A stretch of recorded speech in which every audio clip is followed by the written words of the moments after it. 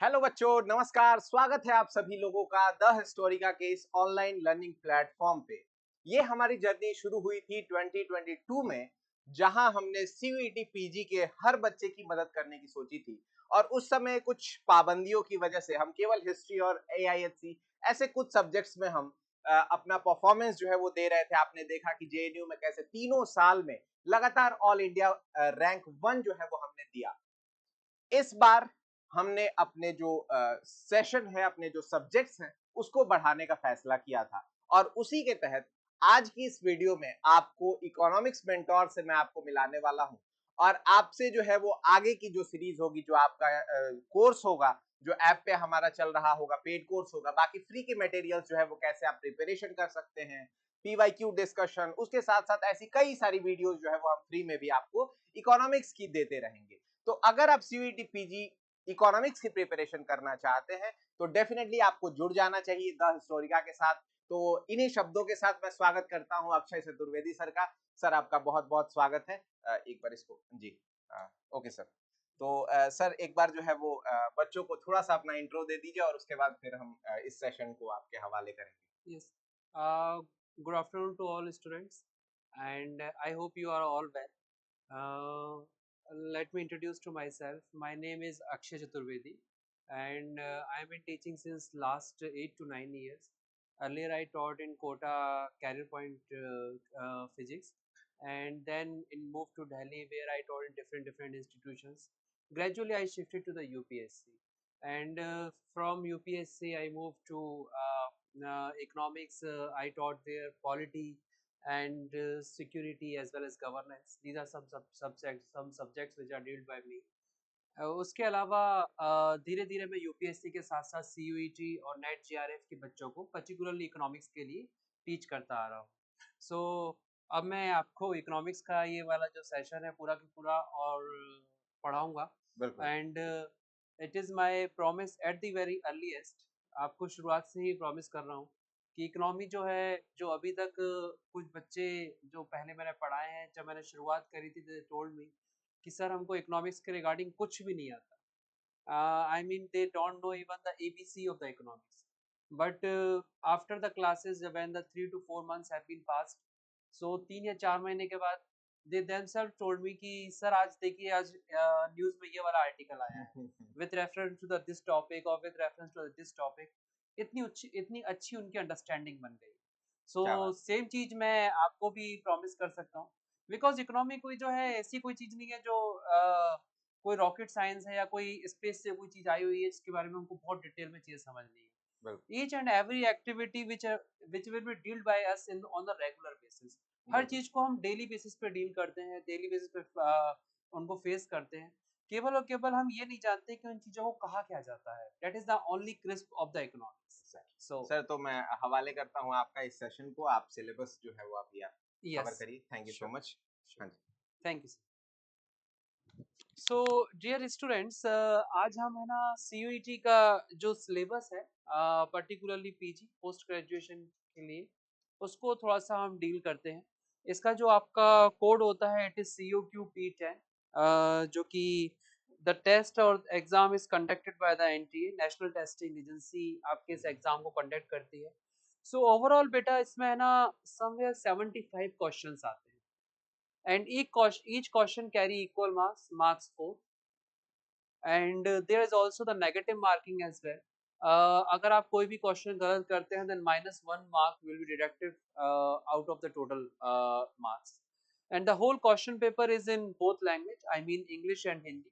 दोनों ही भाषाओं में, इंग्लिश और हिंदी दोनों ही भाषाओं में ये क्वेश्चन पेपर अवेलेबल होता है आपके सामने। And the overall marks is 300 marks, जो कि आपका पेपर होता है। टोटल 300 मार्क्स का ये पेपर होता है। पेपर का अगर लेवल देखा जाए तो of course it is tough, but it is tough for only those students. उन्हीं बच्चों के लिए टफ है जो बच्चे पूरे साल भर तक पढ़ाई नहीं करते और फिर बाद में सोचते हैं कि जस्ट 1 या 1.5 महीने के अंदर हम पूरा के पूरा कोर्स कंप्लीट कर देंगे। लेकिन जो बच्चे even though at the slow pace धीरे धीरे अगर लगे रहते हैं, लेकिन साल भर तक तैयारी करते रहते हैं, उनके लिए पूरा के पूरा पेपर ज़्यादा कोई टफ चीज़ नहीं है। Simple simple basic basics question आते हैं, कंसेप्ट बेस्ड क्वेश्चन आते हैं।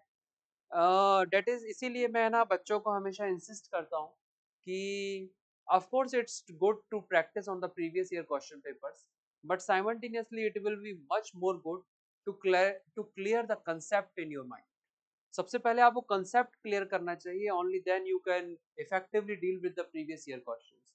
सिलेबस में अगर देखा जाए तो सबसे पहले हम जानते हैं कि माइक्रो इकोनॉमी आ जाती है। माइक्रो इकोनॉमी के अंदर क्या चीज़ है, ये कैसे अलग अलग हुए, ये थोड़ा सा हम बाद में बात करते हैं कि what is the micro economy, what is the macro economy, ये सब चीज़ें क्या हैं इसके बारे में। बट आज थोड़ा सा हम सिलेबस के बारे में बात करते हैं।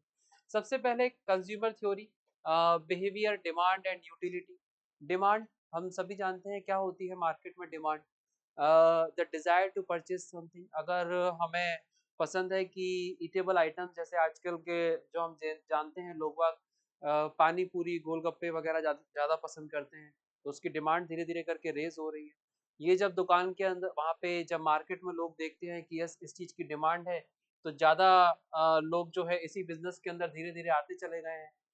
हम जानते हैं कि लोग जो ऑफिस में जाते हैं तो उनको चाय का वो जो लगता है कि हमको चाय पीनी चाहिए ऑफिस के दौरान बीच में काम करते समय। तो हमने देखा है कि अलग अलग लोग चाय की दुकानों का भी चाय की दुकानों में भी इन्वेस्टमेंट कर रहे हैं, शॉप्स ओपन कर रहे हैं। लाइक एक है MBA चाय वाला। एक पहले मैं चंडीगढ़ में पढ़ाता था, there was a shop which is named as Chai Sutta Bar. Such kind of things, such kind of names have also rise. Second term is the utility. क्या होती है utility? Utility है ना बेटा, सिंपली ये होती है कि अगर simply the level of satisfaction basically, कि मेरे पास सामने चाय है, मेरे सामने कॉफ़ी रखी है, तो मुझे चाय कितनी पसंद है, मुझे कॉफ़ी कितनी पसंद है। एक चीज़ ये भी होती है कि मैंने एक बार चाय पी ली तो दोबारा मैं चाय पीना पसंद करूँगा या नहीं करूँगा, या तीसरी बार चाय पीना कितना पसंद करूँगा, या चौथी बार। हम सब जानते हैं धीरे-धीरे करके यूटिलिटी हमारी कम होती जाएगी। मतलब पहली बार में अगर मुझे चाय पीना पसंद है तो पहली बार में ज़्यादा पसंद करूँगा, दूसरी बार में हो सकता है थोड़ा-सा कम पसंद करूँ, लेकिन तीसरी चौथी बार में मैं खुद ऊब जाऊँगा, बोलूँगा मुझे चाय पसंद नहीं। तो यही होती है आपकी utility level of satisfaction. Indifference curve भी बेटा यही चीज़ होती है कि the same level of utility means आपको चॉकलेट ज़्यादा पसंद है या फिर बिस्किट ज़्यादा पसंद है या फिर मिठाई स्वीट ज़्यादा पसंद है, तो उनसे ही आप हर चीज़ से आप सेम लेवल ऑफ यूटिलिटी ले सकते हैं। कि कितनी आपको बिस्किट्स दिए जाएँ और कितने आपको चॉकलेट दे दी जाएँ ताकि आपका लेवल ऑफ सैटिस्फैक्शन सेम हो। सेम चीज़ें हैं, कोई ऐसी बड़ी चीज़ें नहीं है, बहुत ही ईज़ी-ईज़ी बहुत छोटी-छोटी सी चीज़ें हैं ये सारी की सारी जितने भी हैं। Return of scale, cost production, types and concepts. उसके अलावा मार्केट के ऊपर आ जाते हैं। मार्केट के अंदर बेटा कॉम्पिटिशन क्या होता है? कॉम्पिटिशन हम सभी जानते हैं, मार्केट के अंदर देयर इज़ अ कॉम्पिटिशन। किसी भी चीज़ को आप देख लीजिए, अ, जस्ट लाइक आप जाते होंगे मार्केट में पिज़्ज़ा या बर्गर खाने के लिए, तो पिज़्ज़ा या बर्गर की दुकानों पे भी कॉम्पिटिशन है। There is a competition in the market. ये कॉम्पिटिशन जो हो सकता है बेटा, ये परफेक्ट कॉम्पिटिशन भी हो सकता है।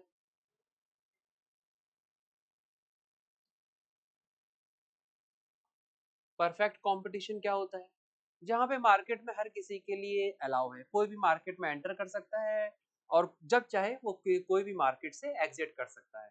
मीन्स किसी को अगर आपको लगता है कि आपको भी एक पिज़्ज़ा की अपनी शॉप खोलनी चाहिए, there is a huge demand of the pizzas in the market, तो आप अपनी शॉप जब चाहे जब ओपन कर सकते हैं। आपको लगता है कि शॉप जो है थोड़ा-सा इफेक्टिवली मुझे रिटर्न नहीं दे रही है, there is a crisis in that, तो आप जब चाहे मार्केट से एग्जिट भी कर सकते हैं। It is the perfect competition. There is also the imperfect competition और the oligopoly. Oligopoly के अंदर ये होता है बेटा, या फिर मोनोपोलिस्टिक भी बोलते हैं आप आगे चल के। सिंपली ये है कि there is no competition in the market. कोई एग्जांपल आप बता सकते हैं कि जिसमें मोनोपोली हो, means there is no grounds available in the market to open your own shop. अगर कुछ किसी का नाम, कोई ऐसी शॉप अगर आपके दिमाग में आ रही हो मार्केट के अंदर जिसमें आज की डेट में भी there is a no competition, because केवल और केवल एक या दो लोगों को ही लाइसेंस मिला हुआ है कि वो इस चीज में डील कर सकते हैं और उसके अलावा कोई डील कर ही नहीं सकता। लाइक हम पेट्रोल डीजल ले लेते हैं। पेट्रोल डीजल हम जानते हैं बेटा कुछ लिमिटेड लिमिटेड शॉप्स हैं, उन्हीं को ही लाइसेंस मिला हुआ है कि वही अपनी पेट्रोल पंप्स ओपन कर सकते हैं। उनमें से 3 तो हैं जो सरकारी कंपनियां ही हैं और जो बाकी की हैं वो आपकी प्राइवेट हैं। There is no competition in that sector. Simultaneously take an example of the railways. Railways में भी हम जानते हैं देयर इज नो कंपटीशन। सारी की सारी जो इंडिविजुअल मोनोपोली है it is of the government. Government की इंडिविजुअल मोनोपोली है रेलवेज के अंदर। हालांकि अब धीरे धीरे करके प्राइवेट सेक्टर को भी बुलाया जा रहा है। Private sector are also running their own trains, but monopoly किसकी है? Still the government. गवर्नमेंट की मोनोपोली है। तो बस यही चीजें हैं आपकी। अल्टीमेटली इक्विलिब्रियम बैठ जाता है दोनों चीजों के बीच में। एफिशिएंसी हम किस तरीके से इंक्रीज कर सकते हैं, एनहेंस कर सकते हैं प्रोडक्शन के अंदर। प्रोडक्शन क्या होता है बेटा? Simply demand and utility. Demand मैंने अभी अभी बताया था कि आपको डिमांड्स क्या है। Demand desire to purchase something. Second one utility. Utility I hope you understand क्या आती है चीजें यूटिलिटी के अंदर। Utility simply means the level of satisfaction. कि आप जस्ट लाइक ऐसे समझ लीजिए कि आपको है ना बेटा, अगर मोस्टली गर्ल्स स्टूडेंट्स को चॉकलेट वगैरह ज़्यादा पसंद होती है, तो मान लीजिए आपको चॉकलेट, कोई गर्ल्स स्टूडेंट है अगर उसको चॉकलेट पसंद है, तो उसको हमने एक चॉकलेट दे दिया। एक चॉकलेट के बाद फिर हमने उसको एक और चॉकलेट दे दिया। फिर हमने उसको एक और चॉकलेट दे दिया। तो उसकी धीरे धीरे करके क्या खाने की डिजायर जो है वो धीरे धीरे करके कम होती चली जाएगी। That is the utility, the level of satisfaction you obtain from any commodity, any commodity। कि किसी commodity से आप कितनी चीजें कितना उससे लेवल ऑफ सेटिस्फेक्शन। पहली चॉकलेट जो होगी उसको खाना आप ज्यादा पसंद करेंगे। दूसरी चॉकलेट को भी मे भी हो सकता है आप उतने ही लेवल पे सेटिस्फेक्शन आप पसंद कर रहे हो। लेकिन होता है ना बहुत ज्यादा खाते खाते एक बार मुंह मीठा हो जाएगा, फिर अब मीठा खाने की अब हमको कुछ नमकीन खाने की जरूरत है। तो फिर वहां पे क्या है, सेम चॉकलेट है जो कि हमको बहुत ज्यादा पसंद है और हम खाने के लिए वी आर वेरी मच एंजाइटस। हम बहुत ज्यादा बेचैन रहते हैं। लेकिन जब हमको कोई एक बार है ना 5-6 चॉकलेट खिला देगा तो 6 या 7 चॉकलेट के बाद फिर हमारा मन नहीं करेगा।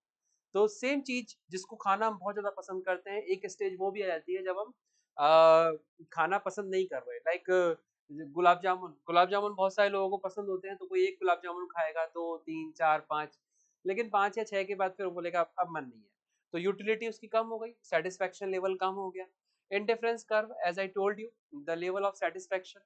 कि सेम चीज अगर किसी को मान लीजिए ये आपका इंडिफरेंस कर्व होता है, ये आपका इंडिफरेंस कर्व है। तो इस पे लेवल ऑफ सेटिस्फेक्शन हमेशा सेम रहता है कि आप कितने, सपोज एक तरफ हमने चॉकलेट ले लिया और एक तरफ हमने गुलाब जामुन ले लिए। तो कोई व्यक्ति जो है ये हमने एक पॉइंट ले लिया, यहाँ पे 4 चॉकलेट्स हैं और 2 गुलाब जामुन है। और ये हमने एक कर्व के ऊपर दूसरा पॉइंट ले लिया, यहाँ पे 3 गुलाब जामुन है और 3 चॉकलेट्स हैं। तो इस कर्व के ऊपर या तो किसी व्यक्ति को लेवल ऑफ सेटिस्फेक्शन सेम रहेगा, या तो उसको 4 चॉकलेट खिला दीजिए और 2 गुलाब जामुन खिला दीजिए तो भी वो बहुत खुश है, या उसको 3 चॉकलेट्स खिला दीजिए और 3 गुलाब जामुन खिला दीजिए तो भी उसका सेटिस्फेक्शन का लेवल सेम है। यही कुछ ऐसी चीजें होती हैं आपके इंडिफरेंस कर्व के अंदर। Next is the consumer surplus. Overall micro economy के अंदर हम कंज्यूमर, मार्केट और इन्हीं सब चीजों के बारे में डिस्कस करते रहते हैं। तो consumer surplus is basically the thing is कि मार्केट के अंदर जो प्रोडक्शन हो रहा है वो अगर ज्यादा है, मतलब कंज्यूमर के पास सरप्लस क्वांटिटी में सामान आ रहा है, तो उसके अलग अलग वेरिएबल्स या उसकी डिपेंडेंस दूसरी चीजें क्या होती है। अगर कंज्यूमर सरप्लस है, हम जानते हैं सबसे बड़ी चीज तो कॉस्ट उसकी कम हो जाएगी। अ, अगला आते हैं प्रोडक्शन थ्योरी के ऊपर। प्रोडक्शन में है ना बेटा, प्रोडक्शन फंक्शंस। फैक्ट्री के अंदर जो आपका प्रोडक्शन होता है वो हम सभी जानते हैं फर्म्स के बारे में, प्रोडक्शन के बारे में। तो प्रोडक्शन जो डिफरेंट डिफरेंट थ्योरीज हैं उनके inputs, law variable proportion, variable proportion क्या बोलता है, रिटर्न ऑफ स्केल क्या कहता है, एंड कॉस्ट फंक्शन। मतलब ये कि प्रोडक्शन कितना हो रहा है, असेंबली लाइन में कितनी चीजें इम्पोर्ट की, कितनी चीजें हमने इम्पार्ट करी हैं, उसके बाद हमारी कॉस्ट क्या लग रही है। ये हम थोड़ा सा माइक्रो इकोनॉमी में थोड़ा सा आपको डिटेल में एक्सप्लेन करने की कोशिश करूंगा। जस्ट लाइक आप अभी के लिए ऐसा समझ लीजिए कि suppose there is a market. Market के अंदर कौन कौन होते हैं बेटा? एक होता है आपका कंज्यूमर, जो कि खरीदारी करने आता है। जैसे आप जब बाजार में जाते हैं तो यू आर द कंज्यूमर, और दूसरा होता है सेलर। सेलर तो जो माइक्रो इकोनॉमी है, माइक्रो इकोनॉमी के अंदर बस हम इस मार्केट के बारे में बातचीत करते हैं कि कौन कौन सी चीजें हैं जो कंज्यूमर के डिसीजन को इम्पैक्ट कर रही हैं, और कौन कौन सी चीजें हैं जो सेलर के डिसीजन को इम्पैक्ट कर रही हैं। सेलर क्या डिसाइड कर रहा है कि कौन सा सामान हम किस प्राइस पे, किस दाम पे मार्केट के अंदर बेचेंगे, और कंज्यूमर क्या एक्सपेक्टेशन रख रहा है कि मुझे बाजार से जाके किस दाम पे या किस प्राइस पे जाके सामान लेके आना है। That is the micro economy. Detail में थोड़ी देर में हम बातचीत करते हैं, जो कि चीजें चल ही रही थी। कॉस्ट के फंक्शंस क्या क्या हैं, किस चीज पे प्राइस डिटरमिनेंट होगा, कि कंज्यूमर कितने हैं, सेलर्स कितने हैं, कंपटीशन मार्केट के अंदर कितना है। If there is no competition, there is a single monopoly. अगर कोई एक या दो ही लोग हैं मार्केट के अंदर जो कि पर्टिकुलर सामान को बेच रहे हैं, तो हम जानते हैं देयर इज नो कंपटीशन। तो जो सेलर है वही अल्टीमेटली प्राइस को डिसाइड करने लगेगा। Just like take an example of the petrol and diesel. Government की ही मोनोपोली है, और गवर्नमेंट इटसेल्फ डिसाइड की यस मार्केट में पेट्रोल और डीजल किस दाम पे बिकेगा, क्योंकि there is no competition in the market. Otherwise अगर कंपटीशन रहेगा, जस्ट लाइक वेजिटेबल मार्केट में हम सभी जानते हैं, जाते हैं रोज सब्जी खरीदने के लिए, या रोज नहीं जाते तो वीक में तो हम जाते ही होंगे। तो वेजिटेबल मार्केट में there is a huge competition. अगर आपको टमाटर या टोमेटोज परचेज करने हैं, there are number of sellers available for you. तो कोई अगर आपको 50 रुपए का दे रहा है, देन मे बी पॉसिबल कि कोई आपको 40 रुपए का भी देगा, मे बी पॉसिबल कोई आपको 35 का भी दे देगा। Now it is up to you, you can decide from whom you will purchase the tomatoes. आपको डिसाइड, आप खुद डिसाइड कर सकते हैं आपको किससे टोमेटोज परचेज करने हैं। लेकिन ये वाली कंडीशन कब है, when there is a huge competition in the market. अगर कंपटीशन ज्यादा रहेगा, only then it will favour to the consumer, otherwise it will not favour to the consumer, but it is the favour of the seller. तो seller decide करेगा, there is no competition in the market, तो seller decide करेगा कि बाजार के अंदर हम सामान किस प्राइस के ऊपर बेचेंगे। चलिए थोड़ा सा हम आते हैं प्राइस एंड आउटपुट डिटरमिनेंट। ये तो मैंने आपको बताया ही। परफेक्ट कंपटीशन, परफेक्ट कंपटीशन बेटा क्या होता है? परफेक्ट कंपटीशन यही होता है कि जो आपके सिलेबस में ये बहुत छोटे छोटे से पॉइंट्स दे रखे हैं, कोई बड़ी चीजें नहीं है इन सबको समझना। Perfect competition, there is a number of sellers and number of producers in the market. बहुत सारे लोग हैं जो सामान को पैदा कर रहे हैं, सामान को बेच रहे हैं मार्केट के अंदर। This is perfect competition. Imperfect competition, there is a monopoly. Monopoly means कुछ ही लोग हैं जो मार्केट के अंदर सामान को बेच रहे हैं या सामान को प्रोड्यूस कर रहे हैं। और अगर मोनोपोली रहेगी या इम्परफेक्ट कंपटीशन रहेगा, तो इसका मतलब कंपटीशन है ही नहीं, क्योंकि कोई एक या दो लोग ही सामान को बेच रहे हैं। और अगर एक या दो लोग ही सामान को बेचेंगे, देन अल्टीमेटली इट मीन्स कि there is no competition, and no competition means the market is in the favour of the seller. तो बाजार के अंदर जो सेलर होगा, जो दुकानदार होगा, he will decide what to produce and what will be the selling amount of the produce. कि क्या प्रोडक्शन करना है और किस दाम पे वो बाजार के अंदर बेचना है, वो सेलर डिसाइड करेगा, ना कि consumer. Consumer. So this is the difference between the perfect general equilibrium, जहाँ पे दोनों ही चीजें जो है मार्केट के अंदर सेट हो जाएं, मतलब सेलर्स एंड कंज्यूमर्स की, that will be refers as equilibrium. उसके अलावा एक और चीज है आपके सिलेबस के अंदर, वेलफेयर इकोनॉमीज। वेलफेयर अल्टीमेटली ये बात करता है कि पीपल या ह्यूमंस के वेलफेयर के लिए, इसके बारे में थोड़ा सा हम बाद में बात करेंगे, क्योंकि यहाँ पे हमको गवर्नमेंट के बारे में बात करनी होती है। कि जब गवर्नमेंट मार्केट के अंदर इन्वेस्टमेंट करने आ रही है, गवर्नमेंट जो है मार्केट के अंदर अपनी दुकानें या अपनी शॉप्स या अपने स्कूल्स या अपने कॉलेजेस खोल रही है, then what is the benefit of the government? हमने देखा है कि मार्केट के अंदर गवर्नमेंट के भी स्कूल्स चलते हैं, और मार्केट के अंदर प्राइवेट स्कूल्स भी चल रहे हैं। आई थिंक जो प्राइवेट की जो फीस होती है, किसी भी स्कूल में आप जाएंगे जनरल प्राइवेट कॉलेज के अंदर या प्राइवेट स्कूल के अंदर, it is very much high. It is very very much high. लेकिन अगर आप गवर्नमेंट स्कूल में जाएंगे, it is very very much low. Then why such kind of differences occur? Same चीज, सेम प्रोडक्ट, जो कि प्राइवेट सेक्टर जो है वो बहुत हाई अमाउंट पे सेल कर रहा है। जस्ट लाइक अगर आप बी एम ए ही कर रहे हैं, तो मे बी अराउंड आपकी फीस होती होगी शायद 25,000 ईयर, या इससे भी ज़्यादा होती होगी। I have no idea about this. But अगर आप है ना गवर्नमेंट के किसी कॉलेज में जाके पढ़ाई करते हैं, तो मे बी शायद 2,500 के अंदर ही आपकी पूरी साल भर की फीस कवर अप हो जाती होगी। देन सेम प्रोडक्ट है, प्राइवेट सेक्टर इस प्राइस पे बेच रहा है और गवर्नमेंट सेक्टर सिर्फ 2,500 रुपए में। Why such kind of things has happened? तो यहाँ पे हम पीपल्स वेलफेयर या वेलफेयर इकोनॉमी के बारे में बातें करते हैं कि गवर्नमेंट जो है वो वेलफेयर के ऊपर ज्यादा फोकस रखना चाह रही है as compare to profit making institution. अब ये मुझे पता नहीं है कि ये वेलफेयर जो है सिर्फ दिखाने के लिए ही है, क्योंकि अगर वेलफेयर अगर गवर्नमेंट करना ही चाहती है तो बाकी चीजों में क्यों नहीं कर रही, लाइक पेट्रोल एंड डीजल। यहाँ पे भी गवर्नमेंट को वेलफेयर करना चाहिए लोगों को। आज जैसी सिचुएशन नहीं होनी चाहिए कि आपको 100 या 110 के प्राइस पे आपको सामान मिलेगा मार्केट से, पेट्रोल और डीजल मिलेगा। उसके अलावा भी बहुत सारी चीज़ें हैं। हम सभी जानते हैं कि take take an example of railways. तो हम जानते हैं कि एसी का किराया कितना होता है, वो भी बहुत ज़्यादा है एज कम्पेयर टू अदर्स। चलिए, नाउ मैक्रो इकोनॉमीज। माइक्रो जो है हमने देखा कि एक मार्केट के बारे में बातें करता है।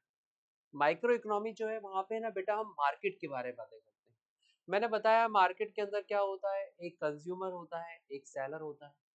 इनके बारे में हम बातें करते हैं कि कंज्यूमर क्या चाहता है, what is the demand and what is the aspirations, what is the desires of the consumer, और सेलर क्या चाहता है।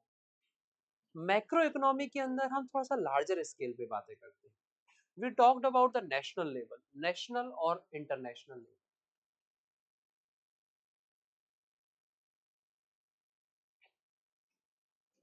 यहाँ पे बेटा हम नेशनल और इंटरनेशनल लेवल के बारे में बातें करते हैं,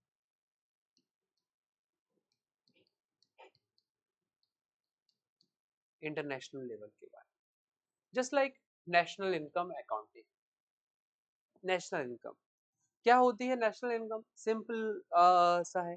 जस्ट लाइक सपोज कीजिए हमारे ग्रुप में लगभग 10 बच्चे बैठे हुए हैं ग्रुप में, और हम 10 बच्चे और एक मैं, हम 11 लोग मिलके एक कंट्री बनाते हैं। प्रिज्यूम कर लेते हैं कि 10 बच्चे और प्लस एक मैं, हम 11 लोग मिलके एक कंट्री बनाते हैं। एक we are a country. Country का नाम एक्स वाई जेड जो भी आप रखना चाहते हैं रख सकते हैं। तो ये एक कंट्री है। तो बेटा इसमें हम 11 लोगों की जो इनकम है, हम कोई ना कोई काम करते होंगे 11 लोग। मैं टीचिंग करता हूँ, मे भी हो सकता है कोई कोई दूसरा काम करता हो, कोई तीसरा काम करता हो। तो हम जब 11 लोगों की जो इनकम है उसको हम प्लस प्लस प्लस प्लस करते जाएंगे, तो जो भी फाइनल अमाउंट आएगा that is national income. That is national income. तो बस यही है नेशनल इनकम अकाउंटिंग। कैसे होती है? इसके 3 पॉपुलर मेथड्स हैं नेशनल इनकम अकाउंटिंग के। कौन कौन से हैं ये भी देख लेते हैं एक सेकंड के अंदर।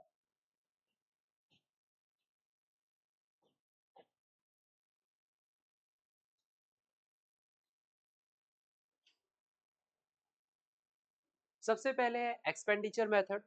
एक्सपेंडिचर मेथड में क्या है? सपोज मेरे पास इनकम आई है, मेरी बेटा प्रिज्यूम कर लेते हैं 1000 रुपीज मेरी इनकम है साल भर की। तो 1000 रुपीज अगर मेरी इनकम आई है तो मैंने 1000 रुपीज का खर्चा भी किया होगा साल भर के अंदर, एक्सपेंडिचर एक्सपेंड कर दिया होगा। तो बस हम 11 लोगों के, तमाम लोगों के 11 लोगों के खर्चे हैं जो इनको प्लस करते जाएंगे करते जाएंगे करते जाएंगे। क्योंकि खर्चा तो हम तभी करेंगे ना जब हमारे पास कोई इनकम होगी। अगर इनकम ही नहीं तो हम खर्चा कैसे करेंगे, ये एक्सपेंड कैसे करेंगे, हाउ वी कैन एक्सपेंड। तो बस एक्सपेंडिचर को हम ऐड करते जाएंगे तो जो नंबर आ जाएगा इसी से हम हमारी नेशनल इनकम कैलकुलेट कर लेंगे। इसी को हम कहते हैं नेशनल एक्सपेंडिचर मेथड। इसको हम बोलते हैं एक्सपेंडिचर मेथड। एक है बेटा value addition method. Value addition method जो है ये सिंपली ये है कि हमने कितना प्रोडक्शन किया। Production in terms of both goods का भी और सर्विसेज का भी। मैं ना बेटा पढ़ा रहा हूँ, तो मुझे पढ़ाई से कितने रुपए मिल रहे हैं, मैं कुछ सर्विस दे रहा हूँ आपको, सर्विस। तो सर्विस के जरिए जो मेरे पास पैसा आ रहा है, कितने रुपए की मैंने पढ़ाई या सर्विस प्रोड्यूस करी है। कोई व्यक्ति सपोज करते हैं प्रोडक्शन में है, तो प्रोडक्शन के जरिए उसने कितने रुपए की प्रोडक्शन प्रोड्यूस किया है। मान लेते हैं बेटा हम में से जो 11 लोगों की कंट्री है, उनमें से 6 लोग जो है अलग अलग तरह की सर्विस दे रहे हैं। कोई पढ़ा रहा है, कोई दूसरी तरह की सर्विस दे रहा है, कोई मोबाइल सही कर रहा है, कोई लैपटॉप सही कर रहा है। तो 6 लोगों की जो इनकम है दैट इज़ 30,000 रुपीज़। एंड जो बाकी के जो 5 लोग हैं वो प्रोडक्शन कर रहे हैं। प्रोडक्शन के अंदर मान लेते हैं जो इनकम है दैट इज़ 25,000 रुपीज़। तो बस ये 30 प्लस 25,000 मीन्स कंट्री की नेशनल इनकम कितनी हो गई? 55,000। बस ऐसे करके वैल्यू एडिशन मेथड। अब हम सबकी इनकम जो है इनकम 55,000 आ गई, तो बस इसी को ही हमने यहाँ पे एक्सपेंड। अगर हमारे पास इनकम आई है तो हम खर्चा भी करेंगे। पैसा जो है हम सभी जानते हैं कि लक्ष्मी माता है, लक्ष्मी माता जो है चलायमान होती है, एक जेब से दूसरी जेब में चाहती रहती है। तो अगर हमारे पास 55,000 रुपीज आ गए तो हम खर्चा भी करेंगे। तो दूसरे मेथड, ये जो पहला वाला मेथड था वहां पे हम क्या कर रहे हैं, हम खर्चा ऐड कर रहे हैं। तो हमने 55,000 का खर्चा टोटल कर दिया, तो ये हमारी नेशनल इनकम हो गई। एक तीसरा इनकम होता है, तीसरा मेथड होता है इनकम मेथड। यहाँ पे हम डायरेक्टली पूछ लेते हैं भाई आपकी इनकम कितनी है, आपकी इनकम कितनी है, आपकी इनकम कितनी है। तो यही तीन मेथड जो है आपके नेशनल इनकम अकाउंटिंग के, तीन मेथड्स पॉपुलर है। अगर बातचीत करें इनकम कैलकुलेशन की, तो हम जानते हैं, पहले ना बेटा आपने टीवी वगैरह पे देखा होगा।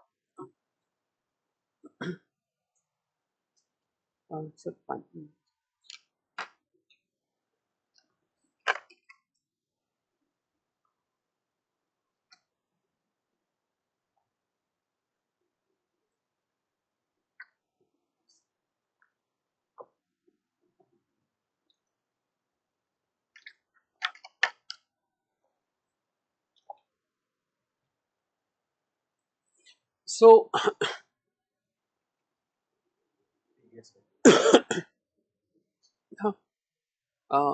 सो बेटा आपने है ना टीवी वगैरह पे देखा होगा कि कभी कभी आपने देखा होगा कि एनएसएसओ वाले आते हैं सर्वे करने। वो आपसे पूछते हैं आपकी detail, national sample survey office.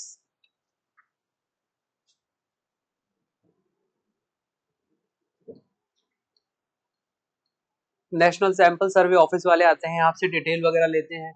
And एक आपने सीएसओ सुना होगा, सेंट्रल स्टैटिस्टिकल ऑफिस। ये दोनों है ना बेटा एक मिनिस्ट्री है। आप मुझे बताइएगा कि करंटली ये मिनिस्टर कौन है। एक मिनिस्ट्री है, इसका नाम है, आप बोलते हैं मॉस्पी, या ministry of statistics and programme implementation. आप मुझे चैट बॉक्स में बताइएगा कि currently who is the minister of statistics and programme implementation. ये वाला मंत्रालय जो है कौन से जो मंत्री हैं वो संभाल रहे हैं। तो मॉस्पी के अंदर दो डिपार्टमेंट हुआ करते हैं। एक है, होते थे, नॉट होते हैं, होते थे। One is the NSSO, national sample survey office, जो कि हम टीवी वगैरह में आपने देखा होगा कभी कभी। एनएसएसओ वाले सर्वे, डीडी वन पे पहले एडवर्टाइजमेंट आया करता था कि एनएसएसओ वाले सर्वे करने आते हैं, आपसे डेटा लेते हैं, डॉक्यूमेंट्स लेते हैं। ये लोग सर्वे करके लाके डेटा लेके आते थे, एनएसएसओ वाले। और ये दूसरे लोग हैं सीएसओ वाले, सेंट्रल स्टैटिस्टिकल ऑफिस। ये उस डेटा को लेते हैं, उसके बेसिस पे कैलकुलेशन, इनके कुछ फॉर्मूले वगैरह, उन्होंने बहुत ही कॉम्प्लेक्स फॉर्मूला वगैरह बना रखे हैं अपने अकॉर्डिंग। तो उसके अकॉर्डिंग ये अपनी कैलकुलेशंस वगैरह करते हैं। तो ये एनएसएसओ वाले डेटा लेके आते हैं, और सैंपल सर्व ये सीएसओ का काम क्या है, कैलकुलेशन करके डेटा देना। तो ये लोग है ना बेटा सीएसओ वाले थे, यही आपके नेशनल इनकम अकाउंटिंग का काम किया करते थे। मेजरली कौन कौन से मेथड को यूज करते हैं आपके इनकम कैलकुलेट करने के लिए? एक तो आपका एक्सपेंडिचर मेथड हो गया, एक्सपेंडिचर मेथड को यूज करते हैं ये लोग। उसके अलावा एक आपके वैल्यू एडिशन मेथड को, या प्रोडक्ट मेथड भी इसको बोलते हैं, इस मेथड को भी वो ये लोग यूज करते हैं। काफी नामों से, अलग अलग different different person, different different names के, अलग अलग व्यक्ति जो है अलग अलग नामों से इनको बुलाता रहता है। लेकिन कुछ फंडामेंटल नाम है, इतने ज्यादा भी नाम नहीं है।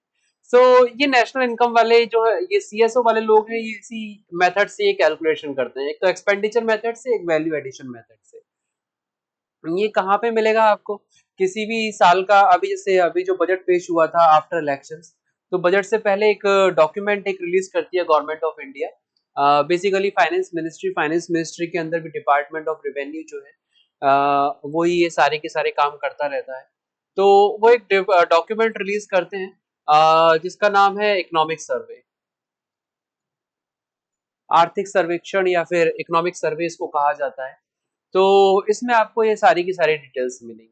लेकिन बेटा अब क्या कर दिया गया है, अब है ना इस एनएसएसओ और सीएसओ दोनों को मिला के क्या है, एक ही ऑफिस बना दिया गया है, जिसका एक ही नाम कर दिया गया है, that is NSO, national statistical office, NSO. तो पहले था ये नाम एनएसएसओ, सीएसओ वगैरह, लेकिन अब ये चीज नहीं है। Now input and output determinants, input features क्या हैं, आउटपुट फीचर्स क्या हैं, demand, supply, effective demand. Market के अंदर ना बेटा दो चीजें मैटर करती हैं, एक होता है डिमांड एंड एक होता है सप्लाई।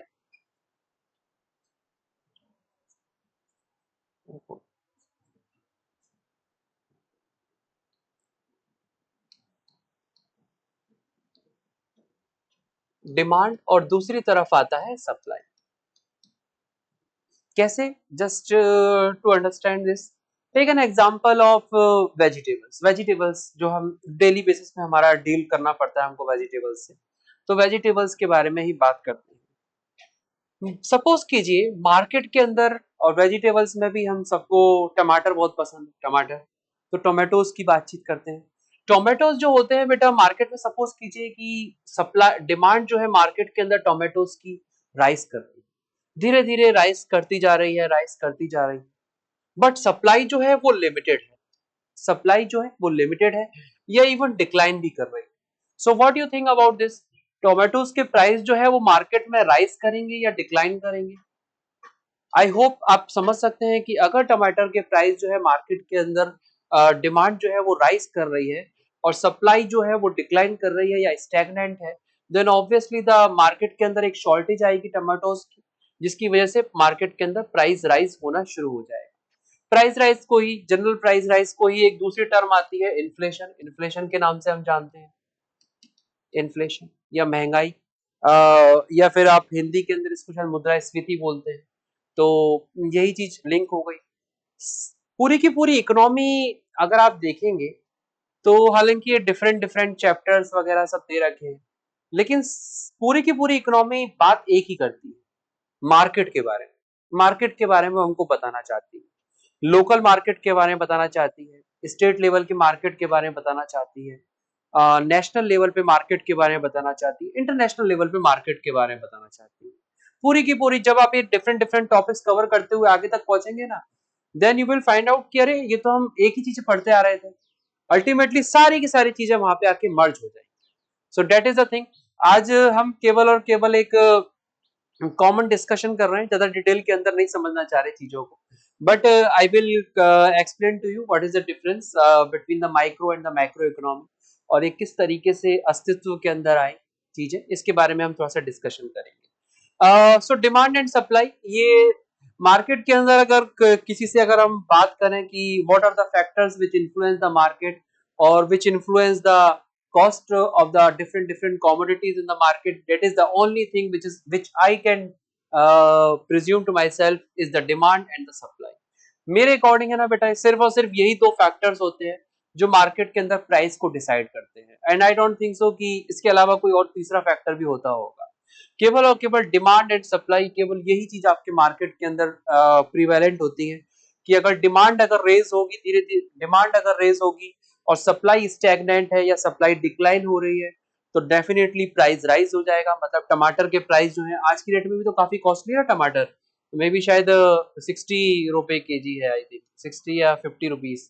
सो और अगर आपके डिमांड जो है वो डिक्लाइन हो रही है बट सप्लाई जो है कॉन्स्टेंटली बनी हुई है, एक अच्छी क्वांटिटी में सप्लाई हो रही है, देन ऑब्वियसली मार्केट के अंदर the huge amount of supply अगर होगी तो धीरे धीरे करके मार्केट के अंदर प्राइस जो है वो डिक्लाइन होता चला जाएगा। ऐसा होता भी है कभी कभी, आपने सुना होगा या फिर आपने नहीं सुना होगा तो आपके पेरेंट्स वगैरह जरूर बताएंगे कि कभी कभी ऐसा भी होता है कि मार्केट के अंदर आलू और प्याज जो है आज की डेट में इतने कॉस्टली बिक रहे हैं, ये बेटा एक एक या दो दो रुपए किलो भी बाजार के अंदर बिके हैं। Why? Because of the both these factors, demand and supply. So इन्हीं के बारे में हमको पढ़ना है। नेक्स्ट थोड़ा सा हम आगे आते हैं आपकी मॉनेटरी पॉलिसी के ऊपर। So high powered money, money multiplier, ये सारी चीजें क्या होती हैं? हाई पावर्ड मनी बेटा बेसिकली इसको M0 से हम डिनोट करते हैं, M0। ये आरबीआई रेगुलर बेसिस पे, हर वीकली बेसिस पे वो अपना वो एक रिलीज, प्रेस रिलीज में बताती रहती है कि what is the M0। M0 means हम जानते हैं कि करेंसी जो है इकोनॉमी के अंदर कितना मनी सप्लाई होना है, कितना नहीं होना है, या मार्केट से अगर इकोनॉमी में मनी सप्लाई ज्यादा हो गया है तो इसको स्क्वीज करना है, मतलब वापस खींचना है। तो वो सारे के सारे डिसीजन कौन लेता है हमारी कंट्री के अंदर? That is RBI. आरबीआई ही हमारे कंट्री के अंदर ये सारे के सारे डिसीजंस लेती है, रिजर्व बैंक ऑफ इंडिया। ये डिसीजन किस बेसिस पे लेती है? There multiple factors. किस तरीके से अपनी पॉलिसी को इम्प्लीमेंट करती है? There there also the multiple factors. बहुत सारे टूल्स इसके हाथ में हैं जिनके बारे में हम बाद में मॉनेटरी पॉलिसी के बारे में पढ़ेंगे। आरबीआई को चूंकि हमारी कंट्री की मॉनेटरी पॉलिसी, मतलब कितना मनी इंजेक्ट करना है इकोनॉमी के अंदर, या ज्यादा मनी अगर इंजेक्ट हो गया है तो इसको स्क्वीज कर लेना है, तो ये सब चीजें डिसाइड करती है। इसीलिए हम आरबीआई जो कि हमारी कंट्री की सेंट्रल बैंक है, simultaneously some people we can also refer to as a monetary authority of the country. इसीलिए कुछ लोग इसको monetary authority of the country भी बोलते हैं। तो ये हाई पावर्ड मनी बेटा M0 कि कितना मनी अल्टीमेटली आरबीआई ने इकोनॉमी के अंदर इंजेक्ट कर दिया है, इसी को हम M0 करते हैं, बोलते हैं। इसके अलावा M1, M2, M3, M4 जो कि आजकल न्यू NM करके आ गया है, NM0, NM1, NM2, NM3, NM4। सो देखेंगे हम इन सारी चीजों के बारे में। Next is the RBI. कब ये सेटअप हुई, इसके पास पावर्स कौन कौन सी है, किस एक्ट से ये बनी है, और कौन सा ऐसा एक्ट है जो कि इसको अथॉरिटी देता है कि ये अलग अलग बैंक्स को या हमारी कंट्री के अंदर जो डिफरेंट डिफरेंट बैंक्स हैं उनको कंट्रोल करे या रेगुलेट करे। ये केवल आरबीआई का काम यही नहीं है कि मनी सप्लाई बस देखते रहो आप, मनी सप्लाई कितनी करनी है कितनी नहीं करनी है, कितना मनी इकोनॉमी के अंदर इंजेक्ट करना है या कितना मनी स्क्वीज कर लेना है। आरबीआई का काम ये भी है कि वो तमाम जो आपकी कॉमर्शियल बैंक्स हैं, कोऑपरेटिव बैंक्स हैं, इन सबको रेगुलेट करना, कंट्रोल करना। तो ये इनको भी ये कंट्रोल वगैरह रेगुलेट करती है। कौन से एक्ट से करती है ये भी हम देखेंगे। एक्ट क्या होता है बेटा? देखिए, अगर एक्ट मीन सिंपली कानून। अगर कभी भी आ, कोई अथॉरिटी है, किसी अथॉरिटी को हमें कोई पावर्स वगैरह देनी है, किसी पर्पस के लिए हमें कोई अथॉरिटी एस्टेब्लिश करनी है, तो हमें पार्लियामेंट के अंदर या इसे बोलते हैं हम लेजिस्लेशन के जरिए, या फिर राष्ट्रपति जी से डायरेक्टली हम प्रेसिडेंट प्रोक्लेमेशन के जरिए, से हम एग्जीक्यूटिव लेजिस्लेशन भी कहते हैं, उनसे हमें एक एक्ट पास करवाना पड़ता है। एक्ट के अंदर क्या लिखा होता है? उस अथॉरिटी के फंक्शंस लिखे होते हैं कि वो अथॉरिटी क्या क्या काम कर सकती है, उस अथॉरिटी की पावर्स लिखी रहती हैं कि उसकी पावर्स क्या क्या है, उसकी ड्यूटीज लिखी रहती हैं उस एक्ट के अंदर कि इसकी ड्यूटीज क्या क्या है, कि इसको क्या क्या काम करना है इसकी। और अगर कुछ काम करने के लिए हम किसी को ऑथोराइज कर रहे हैं कि आपको ये काम करना है, अगर सपोज हमने पुलिस को ऑथोराइज कर दिया कि आपको क्राइम रोकना है, लेकिन हमने उसको पुलिस को कोई पावर ही नहीं दी, पुलिस के पास कोई पावर्स नहीं है, तो कुछ कर पाएगा ये पुलिस डिपार्टमेंट? कुछ भी नहीं कर पाएगा, क्योंकि इट रिक्वायर्स सम टीक्स, इसको कुछ पावर्स भी चाहिए। तो हमने उनको अरेस्ट करने की पावर, हमने डिफरेंट डिफरेंट किसी के अगेंस्ट में केस इनिशिएट करने की पावर, ये हमने पावर्स दी। ये सारी की सारी चीजें। अब बेटा कोई पुलिस है, पुलिस अगर किसी को कहीं पहुंचती है क्राइम रोकने के लिए या कोई कुछ भी काम करने के लिए, एंड समबडी आस्क्ड हिम कि आपको ये पावर्स कहाँ से मिली है कि आप ये वाला काम कर रहे हैं इस तरीके से, तो उनको वो बताएंगे ना कि देयर द पुलिस एक्ट 1860, वहां से हमको ये पावर्स वगैरह मिली हुई है। तो ऐसे ही करके ये एक्ट होता है। ऐसे ही हमने आरबीआई को भी कुछ आरबीआई एक्ट में पावर्स दी हैं, आरबीआई एक्ट 1934-35। उसके अलावा हमने एक बैंकिंग रेगुलेशन एक्ट बना दिया है 1949, जिसमें हमने इसको कॉमर्शियल बैंक, कोऑपरेटिव बैंक्स या बैंक्स को लाइसेंस देने की पावर्स हमने दे दी है। As I earlier told you, it regulate the money supply in the economy। तो मनी सप्लाई के लिए ना बेटा इसको हमने कुछ टूल्स इस आरबीआई के हाथों में दे दिए हैं, जिनको कुछ टूल्स हैं इनको आप क्वांटिटेटिव टूल्स कहते हैं, कुछ टूल्स हैं इनको आप क्वालिटेटिव टूल्स कहते हैं। एज सच आपके में मेजरली आप क्वांटिटेटिव टूल्स ही mention in your syllabus, but we will also deal with the qualitative tools as well. क्या डिफरेंस होता है? एक बार शायद यूपीएससी में एक क्वेश्चन आया था, what is the difference between the quantitative and the qualitative tools. तो क्वांटिटेटिव टूल्स है ना बेटा, सिंपल सी आप ऐसे समझ लीजिए पूरी की पूरी इकोनॉमी को इम्पैक्ट करते हैं। क्वालिटेटिव टूल्स जो होते हैं it impact particular sector to sector. Fiscal policy, monetary policy जो है आपकी आरबीआई डिसाइड करती है, as we have read this, और दूसरी चीज है फिस्कल पॉलिसी। फिस्कल पॉलिसी ना बेटा गवर्नमेंट के हाथ में रहती है। गवर्नमेंट इसको हिंदी में बोलते हैं आप राजकोषीय नीति, कि गवर्नमेंट के हाथ में बजट है, बजट के जरिए वो पॉलिसी डिसाइड करती है कि किस सेक्टर में हमें कितना पैसा इंजेक्ट करना है। एजुकेशन सेक्टर में कितना पैसा इंजेक्ट करना है, ऑटोमोबाइल सेक्टर में हमें कितना पैसा इंजेक्ट करना है, इंफ्रास्ट्रक्चर सेक्टर में हमें कितना पैसा इंजेक्ट करना है। तो दोनों ही बोथ हैंड इन हैंड, दोनों ही साथ में, आरबीआई एक तरफ आरबीआई और दूसरी तरफ गवर्नमेंट, दोनों मिलजुल के इस तरह का काम करते हैं। हाउएवर ये भी सच है कि आरबीआई जो है ये एक इंडिविजुअल अथॉरिटी की, इंडिपेंडेंट अथॉरिटी की तरह काम करती है।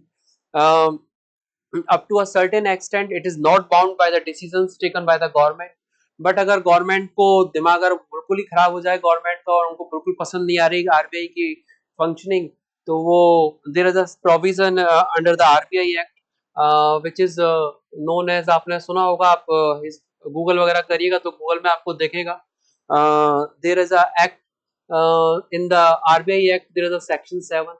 सेक्शन 7 में ये है बेटा कि अगर आरबीआई एक्ट के अंदर कि अगर आरबीआई जो है गवर्नमेंट के अकॉर्डिंगली काम नहीं कर रही है, देन गवर्नमेंट जो है वो आरबीआई का एक्ट का सेक्शन 7 इन्वोक करके आरबीआई की गवर्नर की सारी पावर्स अपने हाथ में ले सकती है। क्या ऐसा हुआ है बेटा? यस ऑफ कोर्स ऐसा हुआ है। देखिएगा अभी जब उर्जित पटेल आरबीआई के गवर्नर थे तो क्या क्या हुआ था, ये गूगल वगैरह करेंगे तो न्यूज वगैरह में आपको देखेगा कि ये सेक्शन 7 क्या होता है, कब इन्वोक किया जाता है और क्या है चीज। चलिए थोड़ा सा हम आगे चलते हैं। ये था आपका मैक्रो इकोनॉमी। जैसा देख भी रहे होंगे मैक्रो इकोनॉमी के अंदर हम large parameters, large big scale economy की बात कर रहे हैं, नेशनल लेवल की बात कर रहे हैं, इंटरनेशनल लेवल की भी बात करेंगे, एक्सचेंज सिस्टम के बारे में बात करेंगे, एक्सचेंज रेट के बारे में बात करेंगे। So this is macro economic indicators. National income बता ही चुका हूं मैं, एग्रीगेट डिमांड एंड सप्लाई ये भी। ये आपकी Keynes theory, John Maynard Keynes, इनका बहुत बड़ा रोल है। कुछ लोग इनको फादर ऑफ मैक्रो इकोनॉमी भी बोलते हैं, जॉन मेनार्ड कीन्स को, क्योंकि जब पहले के समय में आपकी सिर्फ माइक्रो इकोनॉमी ही चल रही थी, लोगों को पता ही नहीं था कि ये मैक्रो इकोनॉमी भी कोई ऐसी कोई चिड़िया भी होती है। But after John Maynard Keynes ने एक अपना कंसेप्ट दिया था, जब आपके 1930 के अंदर या 2930 के अंदर अमेरिका के अंदर और यूरोप के अंदर एक बहुत बड़ा इकोनॉमिक डिप्रेशन आया था, जिसे आप बोलते हैं ग्रेट इकोनॉमिक डिप्रेशन। और उस ग्रेट इकोनॉमिक डिप्रेशन के बाद ये जॉन मेनार्ड कीन्स ने 1936 के अराउंड एक कंसेप्ट दिया था। उन्होंने कहा कि the government interference in the market is very much necessary. तो वहां से थोड़ा सा हम पढ़ेंगे आगे चल के कि एक पुराना जो सिस्टम था that which is known as the capitalist system. Now अब एक जो नया सिस्टम आने वाला था या कुछ एक स्टेट था डेट इज यूएसएसआर, यूएसएसआर के अंदर भी आ भी चुका था, डेट इज सोशलिस्ट सिस्टम। तो क्या होता है ये capitalist system and the socialist system. और एक और सिस्टम होता है डेट इज कम्युनिज्म, जो कि कार्ल मार्क्स को बताया जाता है। Karl Marx is the father of communism. Karl Marx को वैसे ना बेटा कुछ लोग इंटरनेशनल लेवल पे भी बोलते हैं कि he is a international person या फिर global person. He was basically a German national, Germany में इनका जन्म हुआ था। ही lived in London, London is in UK और इंग्लैंड जिसको आप बोलते हैं। And he works for the New York times, New York times के लिए काम किया करते थे। और इनकी मोस्ट ऑफ द राइटिंग्स अगर आप देखेंगे about mostly the India, India के बारे में काफी कुछ लिखते रहते थे। तो एक तरीके से ग्लोबल पर्सन ही हो गए। जर्मनी में जन्म हुआ था, लंदन में रह रहे थे, न्यूयॉर्क टाइम्स के लिए काम करते थे और इंडिया के ऊपर लिखते रहते थे। सो इन सब चीजों के बारे में हम जैसे जैसे सब्जेक्ट में आगे चलेंगे we will discuss about it. ज्यादा कोई डिफरेंस नहीं है इन सारी चीजों में। कैपिटलिज्म, कैपिटलिस्ट थ्योरी क्या है? कैपिटलिज्म के अंदर गवर्नमेंट का इंटरफेरेंस नहीं होता मार्केट के अंदर। Each and every decision is taken by the private individual itself. There is no requirement of the government interference in the market. दूसरी तरफ होता है सोशलिज्म, जहां पे ना बेटा कुछ भी प्राइवेट इंडिविजुअल का नहीं होता, ना ही प्राइवेट इंडिविजुअल कुछ डिसाइड कर सकता है। Each and every decision is taken by the government itself. Means what to produce, how to produce, how much to produce and what will be the selling amount of the produce. Each and every decision is taken by the government, that is socialism. Socialism. Communism क्या है? यहाँ पे है ना बेटा communism के अंदर आपका ये होता है इक्वल ओनरशिप। इक्वल ओनरशिप मतलब यहाँ पे हर, चाहे वो फैक्ट्री का मालिक हो या फैक्ट्री का लेबर हो या फैक्ट्री का मैनेजर हो, हर किसी के पास फैक्ट्री के अंदर इक्वल ऑनरशिप राइट्स है। मतलब कोई भी एक व्यक्ति जो है दूसरे व्यक्ति का एक्सप्लॉयटेशन नहीं कर सकता। So that is the concept. इसके बारे में हम थोड़ी देर में ही डिस्कस, नेक्स्ट लेक्चर के अंदर हम डिस्कस करेंगे। Coming on to the next, so I hope Keynes theory क्या थी, सिंपली यही थी कि government interference is must into the economy in order to maintain the stability in the economy. If we want to maintain the stability, then the government should have to interfere in the market. Money and inflation, simply बेटा देखिए, ये सब आपकी syllabus की ही चीजें चल रही है, कोई आउट ऑफ द बॉक्स चीजें नहीं है। सिलेबस की ही हम एक ब्रॉड वो गो थ्रू हो रहे हैं कि आपके सिलेबस में क्या क्या है। मनी, मैंने अभी थोड़ी देर पहले ही बताया था कि how much money is injected into the economy is decided by the monetary authority of the country, and in India it is RBI. RBI decide करती है कि इकोनॉमी के अंदर कितना मनी इंजेक्ट करना है। सपोज आरबीआई ने इकोनॉमी के अंदर बहुत ज्यादा पैसा इंजेक्ट कर दिया, ऐसा जर्मनी में भी हुआ था एक बार और वेनेजुएला में भी हुआ था। आप गूगल करिएगा, गूगल करके बताइएगा कि कब हुआ था जर्मनी के अंदर और कब हुआ था वेनेजुएला के अंदर। ईरान में भी हुआ था। कुछ कंट्रीज है जो एक्सपेरिमेंट करती रहती हैं इस लेवल पे। सो सपोज आरबीआई ने बहुत ज्यादा मनी इकोनॉमी के अंदर इंजेक्ट कर दिया, हम सबके पास पैसा आ गया। गवर्नमेंट ने भी हम सबको एक स्कीम बना के हर सबको 1-1 करोड़ या 2-2 करोड़ रुपए सबको दे दिए। तो सबके पास पैसा है एंड हम सब चाहते हैं खर्चा करना, तो हम सब मार्केट के अंदर अप्रोच करेंगे, मार्केट में पहुंच जाएंगे। तो what do you think about the market? क्या मार्केट के अंदर वो सामान जो है, जो अभी तक हमको 100 रुपए या 150 रुपए मिल जाता था, डू यू एक्सपेक्ट कि अभी भी वो हमको 100 या 150 में मिलेगा? नो, क्योंकि जो गवर्नमेंट ने हमको थोड़ी ना दिया होगा, गवर्नमेंट ने तो उस शॉप ऑनर को भी दिया होगा इतना पैसा। तो उसके लिए भी अभी 1 करोड़ 2 करोड़ इतने पैसे की कोई वैल्यू रही नहीं है। तो जो मार्केट के अंदर जो शॉप ऑनर है, he will raise his price. वो अपने प्राइस को रेज कर देगा, और रेस करते हुए जो चीज हमको है ना बेटा 100 रुपए की मिल रही थी, हो सकता है वही चीज मार्केट के अंदर, अगर हमारे पास बहुत ज्यादा पैसा है, तो हमको 1 लाख रुपए की मिलेगी या उससे भी ज्यादा की मिलेगी। ऐसा जर्मनी में जब हुआ था, तो जर्मनी के अंदर अगर छोटा सा एक ब्रेड का टुकड़ा भी लेने जाना है, तो इतना ज्यादा इन्फ्लेशन था, which is known as the hyper inflation जिसको आप बोलते हैं। तो पूरा के पूरा ऐसा बोरा भर के, बोरे में काफी सारे नोट भरने पड़ते, तब जाना पड़ता था, और शायद तब भी हमको नहीं मिलेंगे। क्योंकि उस समय में उस मनी की कोई वैल्यू ही नहीं रह गई। अगर हर किसी की जेब में इतना ज्यादा पैसा पड़ा हुआ है, तो उस मनी की कोई वैल्यू ही नहीं रह गई। अब वैल्यू किसकी है? कमोडिटी की वैल्यू है। इसीलिए अगर आपने देखा होगा तो अलग अलग जगह ब्रेड के ऊपर राइट्स भी हुए हैं। That is the reason behind this, because of the very high level of inflation. उसके अलावा money multiplier and credit creation, क्या होता है मनी मल्टीप्लायर या आर? आर से हम इसको शो करते हैं। बेटा जब आरबीआई जो है, अगर 1 रुपया इकोनॉमी के अंदर इंजेक्ट करती है, तो आरबीआई का ये मानना है कि इसने 1,000 रुपए इकोनॉमी के अंदर इंजेक्ट कर दिए। कैसे होता है money multiplier? We will discuss on the monetary policy topic, monetary policy के अंदर डिस्कस करेंगे। Quantitative and the qualitative tools, इसके बारे में भी हम मॉनेटरी पॉलिसी के अंदर ही डिस्कस करेंगे। After completing the monetary policy, the next topic will be the fiscal policy. Fiscal policy simply means government का टैक्सेशन या गवर्नमेंट की बोरोइंग। कब कब गवर्नमेंट जो है वो अलग अलग लोगों से किस किस तरीके से टैक्स लेती है, टैक्स ड्यूटीज लगाती है, चार्ज लेती है, और किस किस तरीके से गवर्नमेंट जो है बोरोइंग करती है, इंक्लूडिंग गवर्नमेंट सब्सिडीज वगैरह देती है। जो तमाम गवर्नमेंट के अकाउंट जो होते हैं, उन सबको हम किस में डील करेंगे? फिस्कल पॉलिसी के अंदर। फिस्कल पॉलिसी में हम देखेंगे वो तमाम चीजें जो कि गवर्नमेंट को डिसाइड करने में मजबूर करती हैं, कि गवर्नमेंट के पास चाहे उनके हाथ में आरबीआई है या सब कुछ है, लेकिन फिर भी वो एक लिमिट से ज्यादा पैसा खर्च नहीं कर सकते। सारी की सारी पावर्स होते हुए भी they must follow a particular rule, उनको एक रूल फॉलो करना पड़ेगा। That rule is framed under the FRBM act. क्या है एफआरबीएम एक्ट? जब हम बातचीत करेंगे फिस्कल पॉलिसी के अंदर, तब हम डिस्कस करेंगे इस एफआरबीएम एक्ट के बारे में।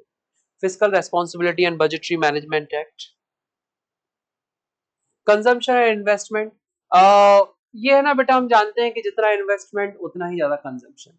अगर हमको ज्यादा कंजम्पशन करना है, वी नीड ज्यादा प्रोडक्शन, हमको ज्यादा प्रोडक्शन करना पड़ेगा, और ज्यादा प्रोडक्शन करने के लिए हमें ज्यादा फैक्ट्रीज डालनी पड़ेंगी, ज्यादा मशीन्स डालनी पड़ेंगी। It simply means we need investment, हमें ज्यादा से ज्यादा इन्वेस्टमेंट करना पड़ेगा। और इन्वेस्टमेंट कैसा हो सकता है बेटा? इन्वेस्टमेंट जो है लोकल भी हो सकता है और फॉरेन भी हो सकता है। मीन्स इंडिया का ही कोई व्यक्ति जो है वो भी इन्वेस्टमेंट फैक्ट्री खोल सकता है इंडिया के अंदर, या अगर हम बाहर से किसी को बुलाना चाहें जिसको हम फॉरेन इन्वेस्टमेंट कहते हैं, तो वो भी हो सकता है। हो सकता है कोई अमेरिका या कोई यूरोप का कोई नागरिक जिसके पास बहुत ज्यादा पैसे हैं, तो he is willing to open its own firm in India. खुले भी हुए हैं आज की डेट में। Toyota is a Japanese company, like amazon I think it's American company. तो बहुत सारी company, Pizza Hut, Domino's, these all are the foreign company, not Indian. Samsung South Korean company है। सो कोई भी फॉरेन कंपनी इंडिया के अंदर investment कर सकती है, या फिर कोई लोकल, अगर लोकल व्यक्ति के पास ज्यादा पैसा है, just like take an example of the Jio, तो अगर इनके पास ज्यादा पैसा है, they can also make investment. Harrod Domar model ये क्या कहता है? ये बेटा यही कहता है कि अगर ज्यादा प्रोडक्शन करना है, प्रोडक्शन का मतलब सिंपली आप मान लीजिए ज्यादा ग्रोथ अचीव करनी है। ग्रोथ कब होगी? जब आपकी इकोनॉमिक एक्टिविटी बढ़ेगी। इकोनॉमिक एक्टिविटी हर तरीके से बढ़ेगी, मींस कंज्यूमर के पास भी पैसा होना चाहिए, और जो प्रोड्यूसर है, जो सेलर है, उसके पास भी सामान होना चाहिए। तो कंज्यूमर को पैसा भी प्रोवाइड करवाना पड़ेगा, और सेलर जो है उसको सामान भी प्रोवाइड करवाना पड़ेगा। सामान प्रोवाइड करवाने के लिए एक प्रोडक्शन होना चाहिए बहुत ज्यादा। प्रोडक्शन के लिए बेटा इन्वेस्टमेंट होना चाहिए। अगर इन्वेस्टमेंट ही नहीं होगा तो ना ही प्रोडक्शन होगा, ना ही आपकी इकोनॉमिक ग्रोथ होगी। तो यही है आपका हैरोल्ड डोमर मॉडल, जो आपका फर्स्ट प्लान जो है प्लानिंग के अंदर हम देखेंगे। इसी को हैरोल्ड डोमर मॉडल भी बोलते हैं। उसके अलावा एक और चीज, open economy and closed economy सब क्या होती है? जस्ट लाइक ओपन इकोनॉमी और क्लोज्ड इकोनॉमी को अगर समझना है तो just take an example of this.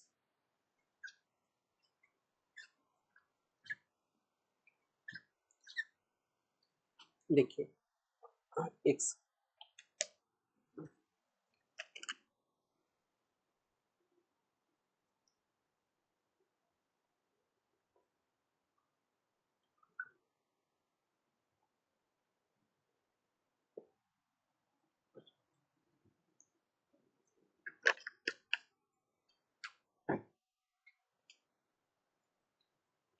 Presume कीजिए एक घर है। एक घर में, इस घर में हस्बैंड है, इनकी वाइफ है, और दो छोटे छोटे बच्चे।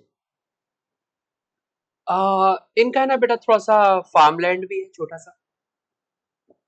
तो ये जो हस्बैंड है, ये यहाँ से फार्म से खेती वगैरह करते हैं, फार्मिंग करते हैं, कुछ प्रोडक्शन करते हैं, मे बी गेहूं, चावल, सब्जियां वगैरह, उन सबको घर पे लेके आते हैं।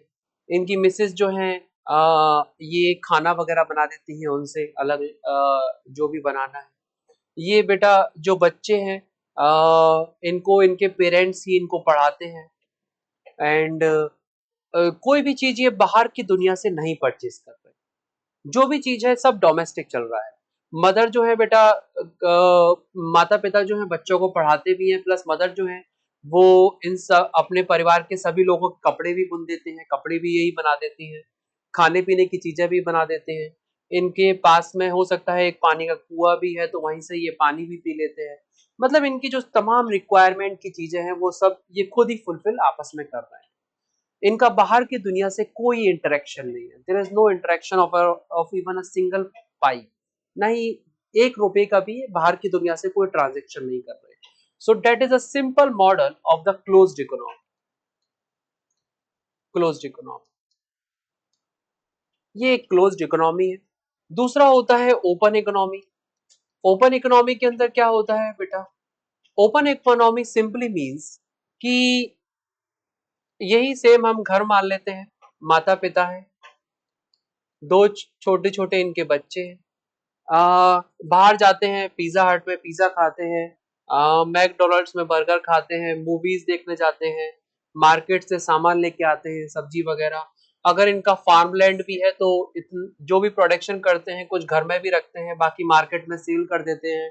बच्चे जो हैं बेटा दोनों की दोनों स्कूल जाते हैं, माता पिता स्कूल की फीस भी भरते हैं, कोचिंग भी जाते हैं, कोचिंग की भी फीस भरते हैं। So this is the simple model of the open economy. ये है बेटा ओपन इकोनॉमी। क्लोज्ड इकोनॉमी का आप थोड़ा सा नेशनल लेवल पे, बड़े लेवल पे एक एग्जांपल समझने की कोशिश करते हैं। Closed economy economy simply means कि कोई कंट्री जो बाहर की दुनिया से कोई ट्रांजैक्शन नहीं रख रही, सारी की सारी चीजें ये खुद से ही प्रोडक्शन कर रहे हैं, खुद से ही जनरेट कर रहे हैं और खुद ही फिर उसको कंज्यूम भी कर रहे हैं। Any example? Of course there are example. जो हमारा पुराना वाला USSR, it was a best example of the closed economy. जो भी चीज कर रहे थे ना बेटा खुद से कर रहे थे, खुद ही प्रोडक्शन करते थे, खुद ही जनरेशन करते थे, और जो भी चीजें प्रोडक्शन होती थी उसको खुद ही कंज्यूम भी कर लेते थे। ना ही कुछ बाहर के दुकान से परचेज करते थे बाहर की दुनिया से, और ना ही कुछ उनको मार्केट उनके कंट्रीज में सेल करते थे, या ना ही एक्सपोर्ट कर रहे थे और ना ही इंपोर्ट कर रहे थे। इस तरीके से इकोनॉमी चल रही थी, closed economy. Any harms of the closed economy? Of course there is a harm. अगर ना बेटा मान लीजिए अमेरिका जो है या फिर वेस्ट जो है वो टेक्नोलॉजिकली आगे बढ़ता जा रहा है, नई नई टेक्नोलॉजी को डेवलप करता जा रहा है, तो क्या यूएसएसआर भी टेक्नोलॉजिकली अपलिफ्ट हो पाएगा? नहीं हो पाएगा, क्योंकि इनके यहाँ तो वो लेटेस्ट टेक्नोलॉजी आ ही नहीं रही, इन्होंने तो अपने मार्केट्स क्लोज कर रखे हैं। There is no export, there is no import. लेकिन अब चूंकि सबको पता चल गया कि मार्केट में अगर दुनिया के अंदर बने रहना है तो मार्केट को ओपन करना पड़ेगा, मतलब एक्सपोर्ट इंपोर्ट फ्री ट्रेड को अलाउ करना पड़ेगा, हर चीज का ट्रेड होना चाहिए। इसीलिए इन्होंने अपनी इकोनॉमी जो है, अब तो खैर रशिया हो गया, तो रशिया ने क्या किया, अपनी इकोनॉमी जो है ओपन कर दी। पहले हमने भी ना बेटा ऐसा ही कर रखा था, हमने भी इकोनॉमी जो है अपनी बहुत हद तक क्लोज्ड कर रखी थी। But it is after the LPG reforms 1991 when we open our economy, जब हमने इकोनॉमी ओपन करी थी। ये हम प्लानिंग वगैरह के अंदर देखेंगे कि किस तरीके के आपके पुराने प्लान्स हुआ करते थे और कैसी कैसी प्लानिंग हुआ करती थी पहले के समय में। अ,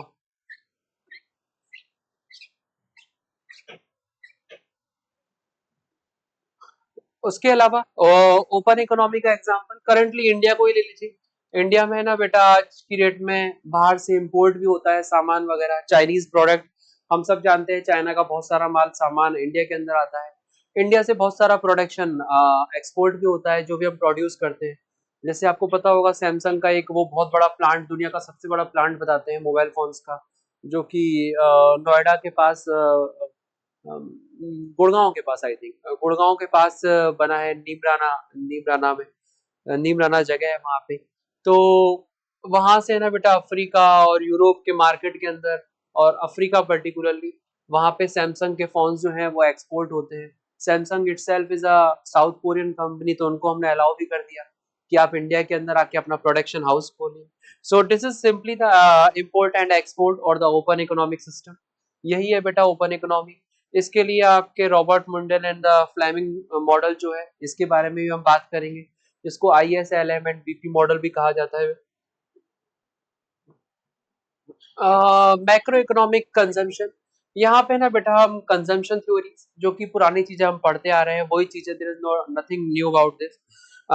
उसके अलावा इन्वेस्टमेंट, इन्वेस्टमेंट और कंजम्पशन, इसके बारे में we have read through and details, काफी डिटेल में हम समझ चुके हैं।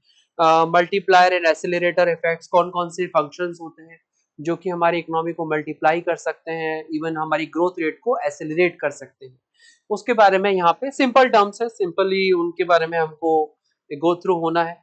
तो यही सारी चीजें है ना बेटा, open economy, open economic concept, balance of payment, BOP crisis क्या होता है, BOP क्या होता है, एक्सचेंज रेट क्या होती है, exchange rate, BOP balance of payment.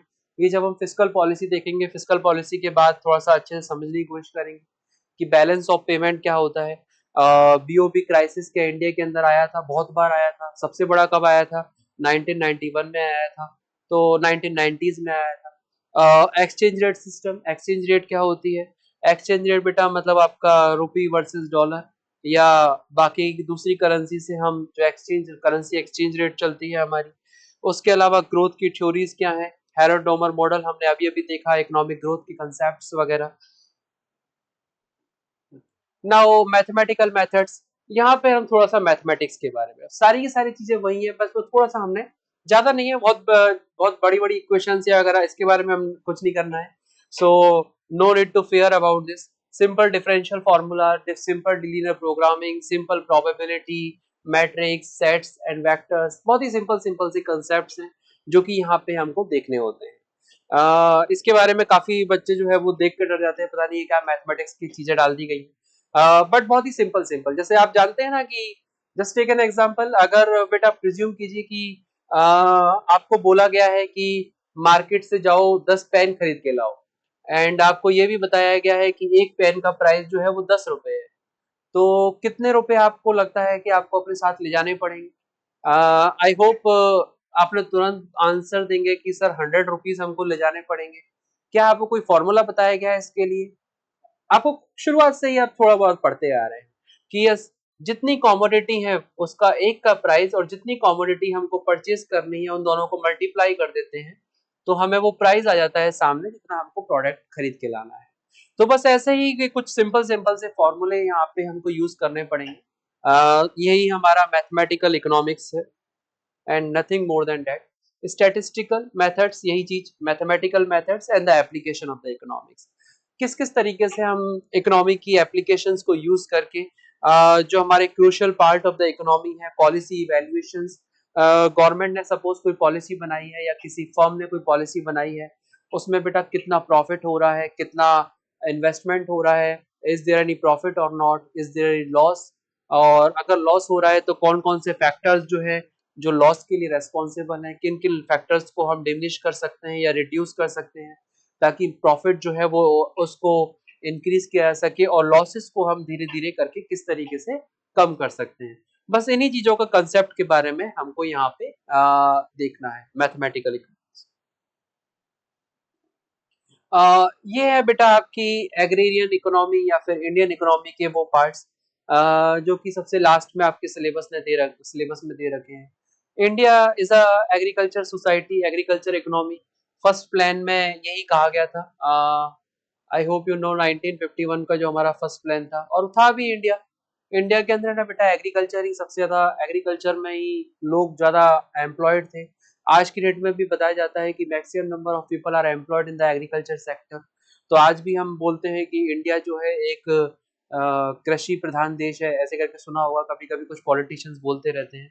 So agriculture के बारे में हमको देखना है, what are the challenges of the agriculture, what are the challenges of the farmers themselves, and what are the initiatives taken by the government in order to address these agriculture stress और agrarian stress।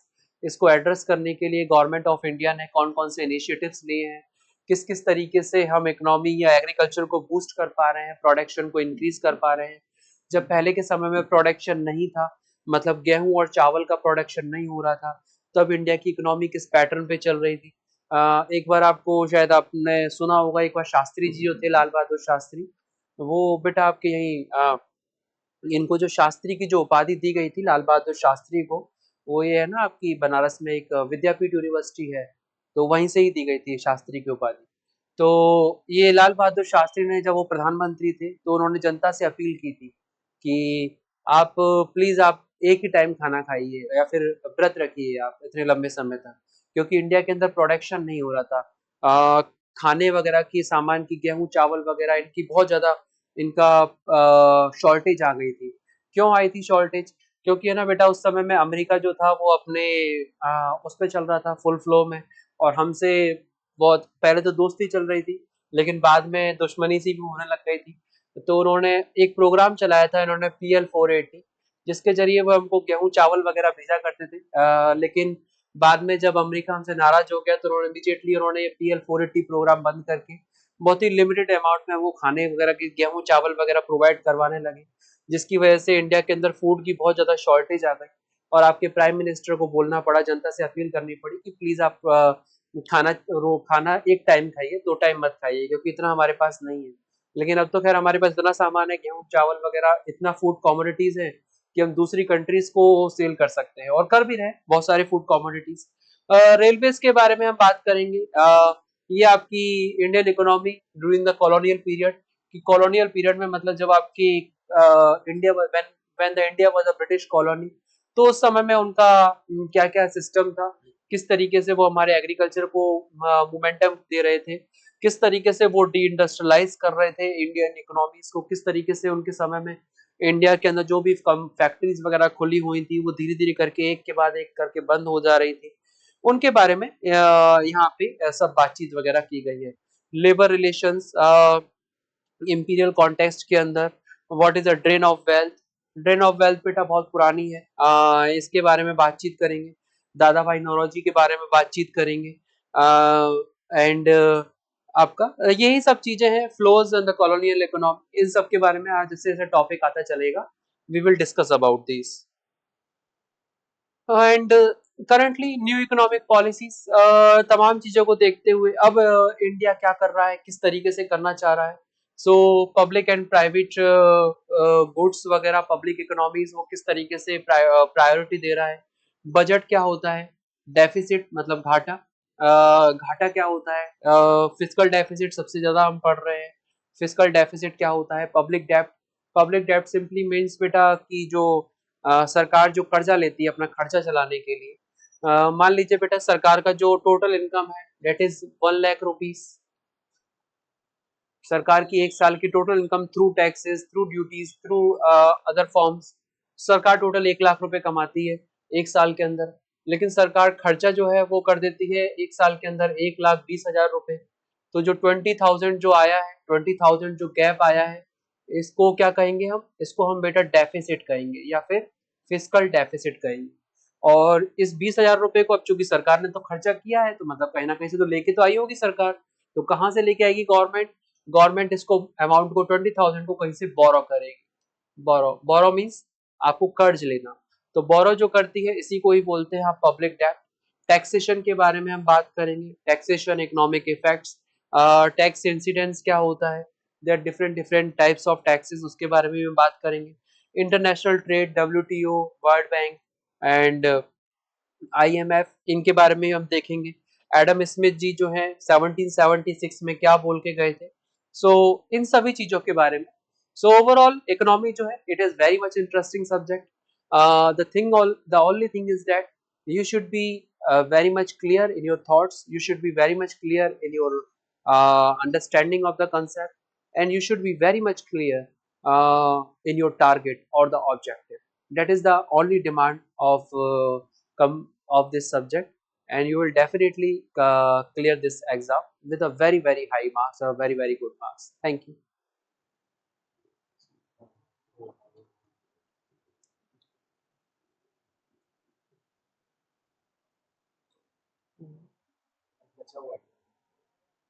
Yes. Okay.